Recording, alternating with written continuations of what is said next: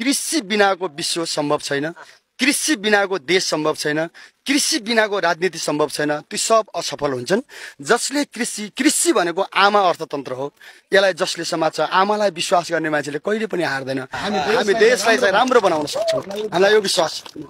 त्यसैले कृषिलाई कहिले पनि हामीले अपहेलित हुन दिनु हुँदैन। तपाईँ यो खेतको घरमा हुनुहुन्छ र खेतको बिचैमा घर बनाएर यहीँ रैथाने भएर बस्नु भएको छ, यसको अर्थ हामी नेपाली जनताको जीवन जस्तो छ, हामी त्यसैमा रमाउनु पर्छ।